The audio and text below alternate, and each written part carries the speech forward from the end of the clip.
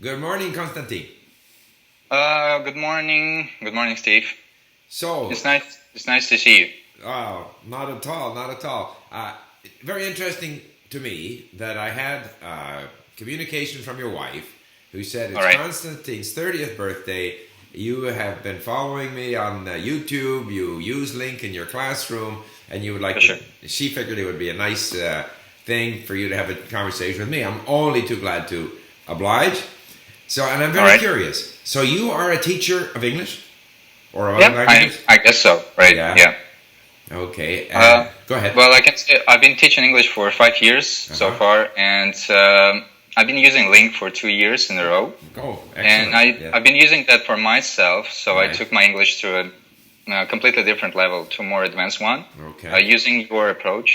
And on the other hand, I applied your methods to my own teaching experience, my own teaching approach. Uh-huh. So each and every student of mine, they go through Link. So it's just Wow. compulsory. Excellent. If they want to study with me, Yeah. they have to do Link.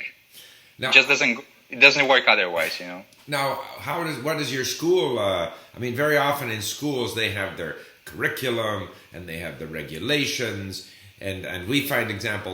They'll say, well, you know, if they get on Link, they might encounter through the internet some undesirable people, and there's no accreditation. All those kinds of restrictions that school administrators put in front of teachers who want to use Link.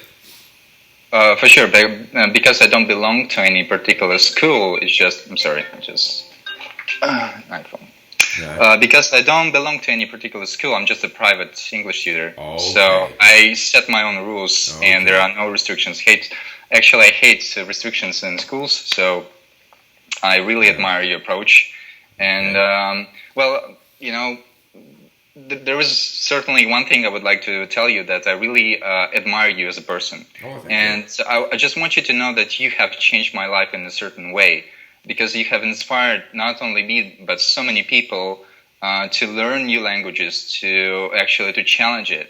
Because before meeting Link, oh, is it on there? All right. So before actually coming across Link, I always had this dream and had this vision that I would like to speak Spanish and many other numerous languages, but there was always some obstacles like grammar. It was so complicated, and I was thought that it would take me years, you know, just to learn 5 languages or so. And the incredible thing about Link is that you really give these tools that make everything easier, and you just understand everything is so clear. Everything becomes simple. You just follow the rules and you follow the steps, and it gets you there, right? Right. So You know, I appreciate you for that, and probably this is the most important thing that I would like to say well, right in the beginning. I appreciate it. The problem is not everyone understands Link. A lot of people are conditioned by the school system to sort of, where's lesson 1? Where's chapter 1? For sure. For sure. I want to speak. They think they're going to speak, but they don't have any words. So Yeah. there are Yeah. lots of problems. So in effect, right now we're trying to simplify it and in a way give people more immediate gratification, like the sense of achievement earlier. Because I think Okay. you and me, we're perhaps more committed. Like we understand that in the long run, what matters is not what we sure. can say after week 1, but what we can say after 6 months or after a year. But It takes time. It takes time, it's for sure. time. No, Yeah. for sure. The thing is that maybe it's going to be useful for you. Well, throughout these 2 years, I've been teaching maybe, I don't know, dozens of students. What age group? What age group, if I may ask? What age group? It depends. It can be starting from 16 up to 50, Right. different, wide range of people. And I would say that it's really hard for people to understand, to get the point how to use it. Mm-hmm. And I can also tell you that, well, mostly it refers to people who have some kind of creative jobs, like designers and so on, and mostly women, to be honest. Okay. So they say that they like things. They would always go for Duolingo or whatever, just because of the design of the website. So they don't like the design, and that becomes an obstacle that prevents them from learning language, which is kind of ridiculous for me. But for them, this is important. So maybe they basically what they say is that if the website has I don't know, more attractive design, that they would definitely go for it. So maybe that might be a tip for LingQ. I think that's very good advice. What we're doing in the sort of web, the LingQ 4.0 that we're now slowly rolling out, the design is, we feel, more attractive. And also we simplify it a lot for the beginners so that they have less choice, because a lot of times people come in and there's too much choice and they're bewildered.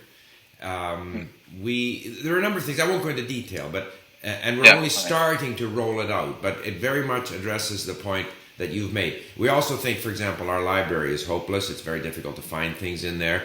And so we've come up with a very good system, we feel, of how you follow people, and you get a feed of stuff that people you're following are studying. Eventually you'll be able to connect to your favorite sources of content on the internet. So I agree with you, and a number of people have made these comments.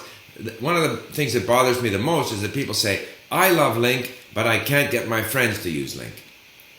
Okay. So, wow, okay. Sorry for that. Big.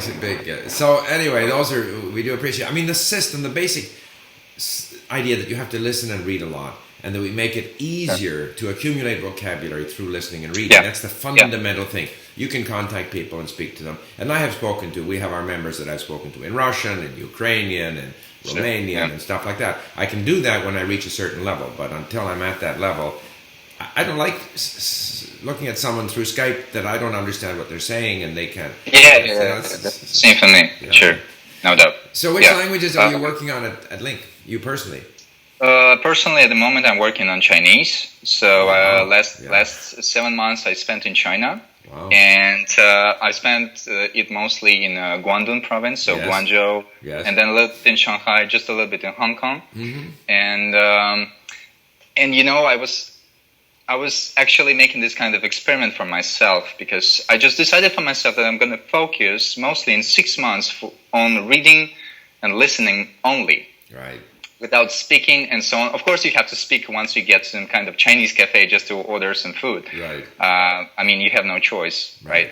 But apart from that, mostly I didn't speak. And now I came to the point when I feel like speaking. So I've accumulated some number of words and number of patterns, as I call them.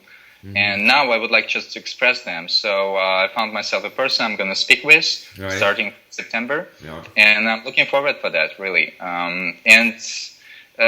Just like you said, I remember your video about your traveling around Asia. Yes. And you said that you bought some kind of vocabulary, like pocket dictionary for Vietnamese or Burmese or whatever, and you couldn't say a word, you couldn't express yourself, right? Because it's useless. And I understand that point.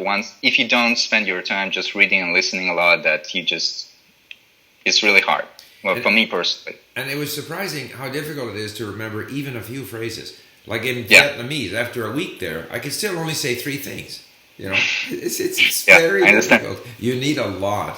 For sure. And and the other thing too is I think language learning and language related activities need to be meaningful. So I always find that my language partner, whoever I eventually choose to speak to in whatever language I'm learning, we have to have things in common. We actually have to have meaningful things to talk about. You can't just have some silly person there who has no interest in you and you have no interest in them. Exactly. Exactly. So maybe you will be interested in that. I'm going to tell you a little bit about my, let's call it a project. Right. So as I said before, like I've been introducing a lot of people to LingQ and to your approach to language learning. And some people can afford lessons with me. Some people just, they're a little bit lazy and they would like to know more about language learning, because what seems obvious for me, it's not always obvious for them, right? So I did it again and again. So I tried to explain LingQ again and again. Then I had to record like a tutorial in order not to waste time every time people ask me to do that, because so many people ask me to do that actually. And then I came up with an idea of combining your approach, explaining how to use LingQ in a way with my own teaching practice and with something that I actually took from Luca Lampariello. Yes. So he has some kind of language course. I don't know what exactly in that course, except for the things that, just short videos that I could see on YouTube. but I'm working on some kind of let's say video workshop consisting of numerous videos explaining few things, including how to use Link from my perspective, and how to use other sources like italki and other things, and also how to build that relationship between the teacher and the student. Because what I really admire in your approach is that you should understand that you are familiar with the Russian or Ukrainian mentality. Let's call it the Soviet mentality. Yes. Students in schools in Soviet Union are very passive in their thinking. So that's we always expect teachers to give us that's not unique to them, by the way. Most students are passive. Okay. So that's the thing. And when I have classes with my students, usually they are just waiting for something from me all the time. And when they don't understand something, they just keep silent. And then I go and I ask them, like, why do you keep silent? I mean, if you don't know the word, ask me. Keep asking questions. Be active. Right. And for example, every class that I have with my students, I usually they should have some kind of topic in their mind to discuss that they would like to discuss. Right. So sometimes you just start the conversation and people are like, okay, what do you want to speak about? And they're like, I don't know. Maybe you will choose the topic. So it doesn't work for me. So if you're interested, I would like to discuss let's say the steps that you take in Link, how you work with it, because to my surprise, I guess maybe half a year ago, I discovered for myself, even though I've been using the program for 2 years, I use it in a slightly different way that you do. Right. But nevertheless, I discovered for myself that it works. So I'm going to describe it shortly, and if you tell me what you think about it, all right? Okay. So it's going to be the new way. So of course, person chooses the topic, chooses the text which is compelling to him or her, and then start reading. So I usually describe it like that. They start reading on Monday, and this is completely new text. Right. They read it once, they might listen to it once, and then they upload the audio to their gadget, iPhone, whatever, smartphone, and then they start listening, at least an hour and a half a day. And then next day, they come back to the same text.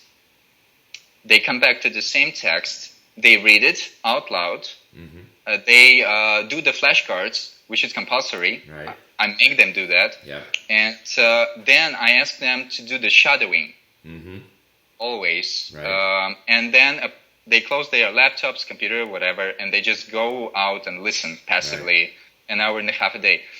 So the thing is that they spend like that from 5 to 7 days listening to the same own text. Right.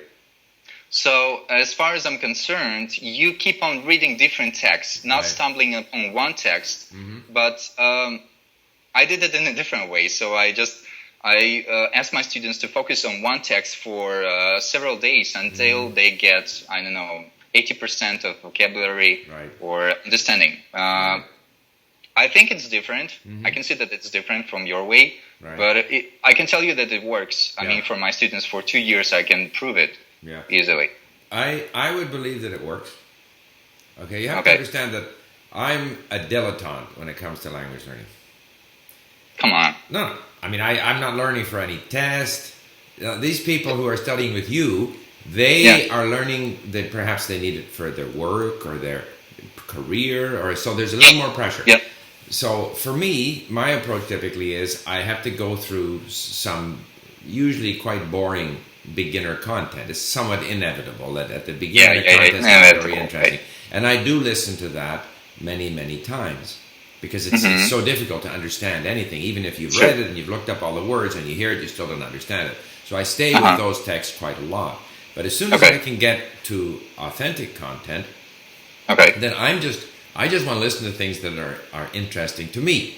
So every day, for example, when I was on Ukrainian, I would download podcasts from Hromadske Radio. Even if I only understood 50, 60%, it didn't matter. Every day was something new. It was a new interview. They were talking about different things. So that was interesting to me. And now I'm doing Polish, and it's the same way. I want to move into things that are of interest to me. But if I wanted to try and really nail down the language, like get better at it, get better at speaking at it, I would do more along the lines of what you were doing. There's no question. Right. If you can stay with it, because a lot of the structures of the language are going to be present in each text. So if you can really become familiar with the structures in that one text, and because each time you listen, there's so many things that are familiar to you, then you're sort of reinforcing. The only concern is that, I can't remember who it was. This book I mentioned in one of my videos by Manfred Spitzer about learning of the brain. And he says the brain requires two things. It requires repetition and it requires novelty. So there is a point, and there's other people who have written about this too, there is a point where if you stay with the same material too long, you're learning less and less. For sure. So you have to strike a balance between repetition and novelty. That's the only thing. But as long as, I think, when we have trouble understanding the language, the challenge of understanding it, in a sense, represents that novelty. We're still trying to understand it. Okay. So, but when we reach a certain level, then going over the same text again and again becomes gets boring. So there's no longer novelty. There's no longer challenge there. So that's the only thing. But otherwise, and I mean, I personally don't do shadowing, but a lot of people do, and it does get people talking. Like if people, as a teacher, people want to see results. Like I can say something. So there's more. So there's more of a need for you to demonstrate that they're starting to speak. So, and I think shadowing definitely works. And I think Luca's a phenomenal polyglot too. So to me that sounds good. I mean, people can use these things in different ways for different purposes and so forth. Sure. Yeah. Absolutely. Yeah. And if there's any way we can work with you in your area, we're happy to cooperate with in different ways to help what you're doing. And we're very interested. I don't know how many users we have in Kharkiv, but you might be a big part of our market in Kharkiv. I don't know. Well, actually, I don't live here. I just arrived here today. Oh, where do you live? It's kind of complicated. I was born in St. Petersburg in 1991. My family moved to Crimea, which is notoriously famous now. Yes. Being, this weird state. Yes. So, and last years I spent in Kiev, and I was there when Maidan happened. So I'm familiar with the situation, and there are many things that. And last 6 months I spent in China, like I told you, right? And so it's like that. So I'm connected to Russian-speaking world and Ukrainian-speaking world. For sure. I must tell you that for me, just off the subject here, but my discovery, first of all, of Russian, starting 10 years ago, particularly, I just love the 19th century novels. Like people tell you, you shouldn't read that language because it's not modern. Stuff like that. I don't believe that at all. It's actually very, very similar. And just the whole discovery of that, and then getting onto the Ukrainian thing and learning about then Ukrainian history, and of course all the different fighting that's going on. Not just fighting, but all the different disputes and stuff. It's been fascinating. Like especially like Ukraine, like all of a sudden Kharkiv, Odessa, Dnipropetrovsk, all these places exist, and so through the language, let's say with Russian, through the language you learn so much about the country. The country comes alive. By the way, I really hope things settle down in Ukraine. It's just, to me, it's just such a tragedy. Hopefully they will someday. But now it's still, it's still hot. Maybe it's definitely not for this video, but maybe we can discuss if you are still interested in that period. And then we can chat some more. Not a problem. We can discuss my perspective, what is going on in Ukraine, because I'm originally Russian, so I have no Ukrainian blood in me. Right. But I was brought in